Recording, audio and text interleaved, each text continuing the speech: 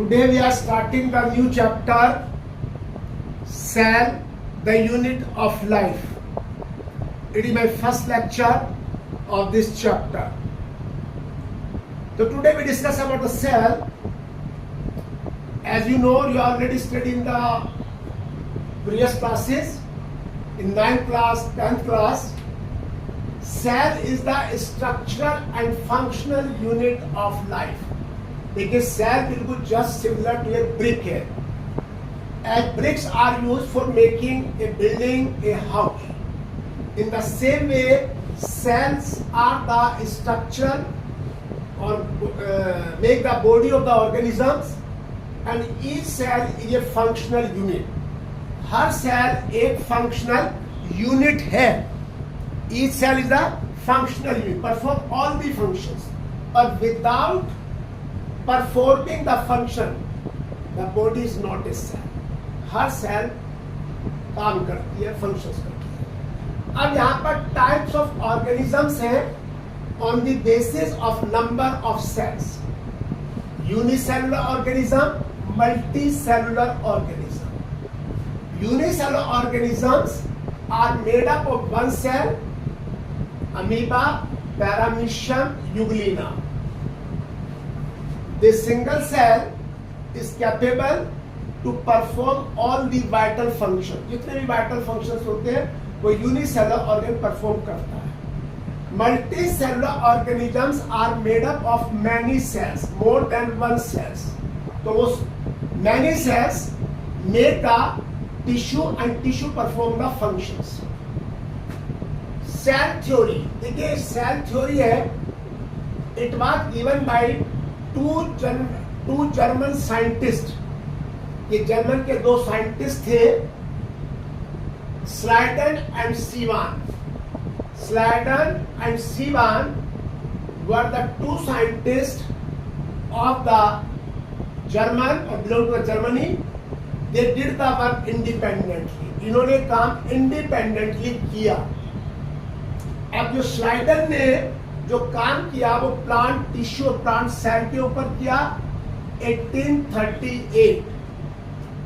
सीवान ने animal cell पर काम किया इन 1839. दोनों ने इंडिपेंडेंटली काम किया. तो एनिमल सेल में यहाँ पर प्लाज्मा मेम्ब्रेन होती है, जो थिन मेम्ब्रेन होती है, और प्लांट सेल में सेल वॉल प्रेजेंट होती है. लेकिन एनिमल सेल में सेल वॉल एब्सेंट होती है. Cell wall is absent in animal cell. This is the major difference between the plant cell and animal cell. अब यहाँ पर सेल थ्योरी कुछ ऑब्जेक्शंस थे. तो सबसे जो पहला ऑब्जेक्शन है वो ये है कि सेल थ्योरी जो दोनों ने दी थी, स्लाइडन एंड सीवान ने, दे कुड नॉट एक्सप्लेन. वो ये नहीं बता पाए कि that from where the cell came, cell आई कहां से, वो ये नहीं बता पाए. तो इसको मॉडिफाई किया रुडोल्फ विर्चो ने.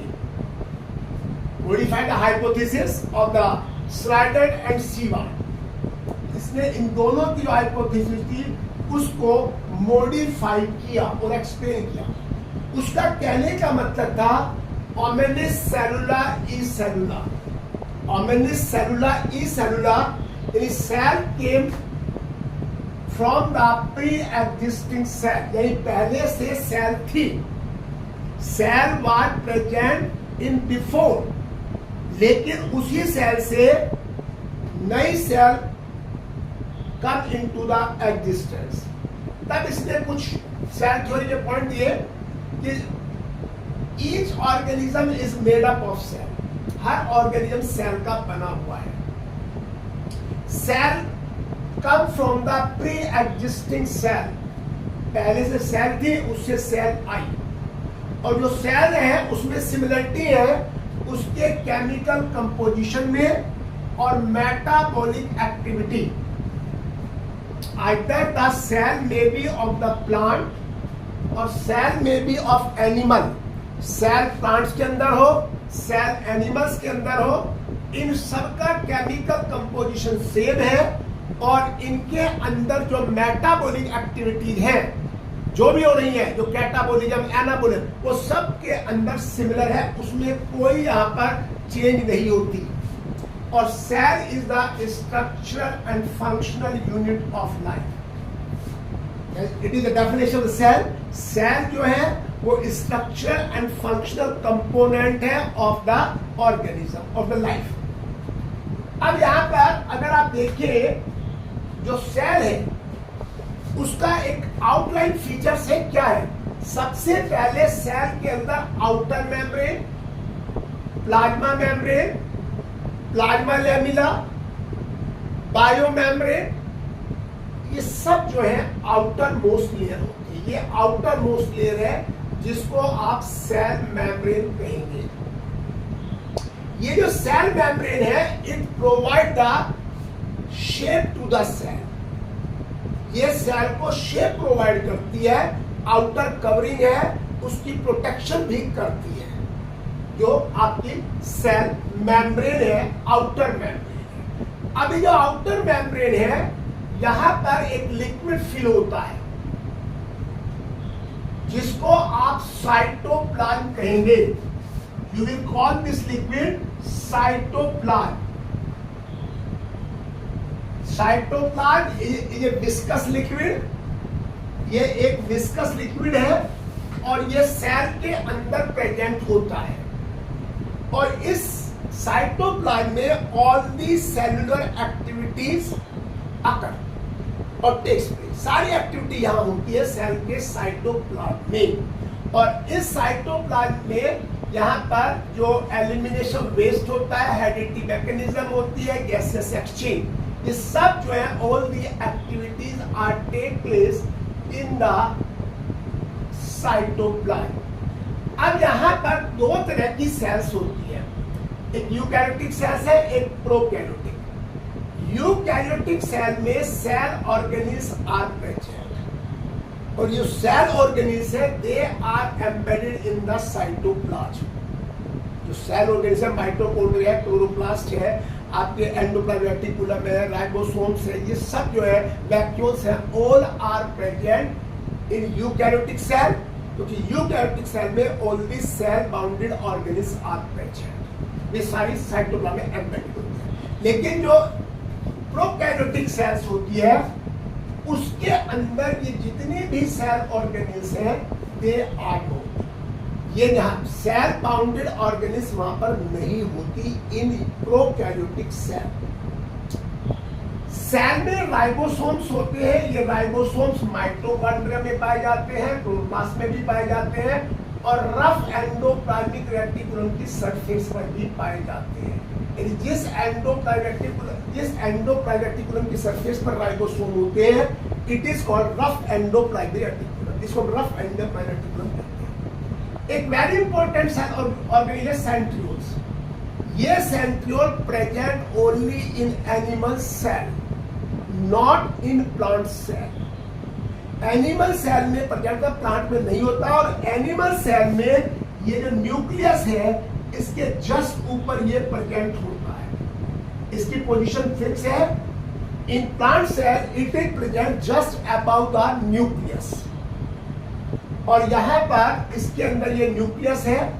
न्यूक्लियस में न्यूक्लियर मेम्ब्रेन जो आउटर मोस्ट मेम्ब्रेन है, मान लीजिए यहां पर ये न्यूक्लियस है, इसकी ये न्यूक्लियर मेम्ब्रेन है, इसमें ये सॉलिड स्ट्रक्चर जिसे आप न्यूक्लियोलस कहेंगे, और इसके अंदर यहां पर ये न्यूक्लियोप्लाज्म है। यहां पर ये न्यूक्लियोप्लाज्म है। तो ये सारी स्ट्रक्चर प्रेजेंट होती है। और इसके अंदर यहां पर डीएनए मटेरियल होता है, क्योंकि डीएनए जो है it is the hereditary material which carry the character information from one generation to another generation. The nucleus present in the cell. तो ये जो स्ट्रक्चर है, outer membrane, cytoplasm, nucleus, these all constitute the cell. अब आइए size of the cell. अगर हम mycoplasma में लें, माइकोप्लाज्मा और बैक्टीरिया ये दोनों belong to the kingdom Monera. तो mycoplasma PPLO is the smallest cell ये स्मॉलेस्ट सेल है, इसका साइज 0.3 माइक्रोमीटर है। बैक्टीरिया का जो साइज है 3 से 5 माइक्रोमीटर है। और नर्व सेल जो आपकी लॉन्गेस्ट सेल है, इसका साइज 80 सेंटीमीटर से 1 मीटर है। ऑस्ट्रिच एग जो लार्जेस्ट सेल है, इसका साइज 170 मल्टीप्लाई 135 mm है। यानी कि ये लार्जेस्ट सेल है, ये लॉन्गेस्ट सेल है और ये आपकी स्मॉलेस्ट सेल है। Shape of the cell polygonal है, अमीबॉइड है, spindle shape, cubical, cylindrical, different shapes होती है ऑफ द सेल्स। अब यहाँ पर दो तरह की सेल्स हैं, types of cells. Prokaryotic cell होती है जो किंगडम मोनेरा के ऑर्गेनिज्म में प्रेजेंट होती है। All the organism of kingdom Monera are made up of prokaryotic cell. लेकिन यूकैरियोटिक सेल जो है, ये kingdom protista, kingdom fungi, kingdom plantae और किंगडम एनिमेलिया के ऑर्गेनिज्म में प्रेजेंट होती है। यानी कि except kingdom Monera, all the other kingdoms organism have और made up of eukaryotic cell. अब प्रोकैरियोटिक सेल में जो न्यूक्लिक एसिड है, it is not surrounded by the nuclear membrane. जो प्रोकैरियोटिक सेल है, इसमें nucleic acid nuclear membrane surround नहीं होता। और जबकि यूकैरियोटिक सेल के अंदर nucleic acid is surrounded by the nuclear membrane. तो this is about this lecture. और फर्स्ट लेक्चर आप इसे शेयर करिए, आप इसको लाइक करिए और इसको आप जो है सब्सक्राइब भी करें।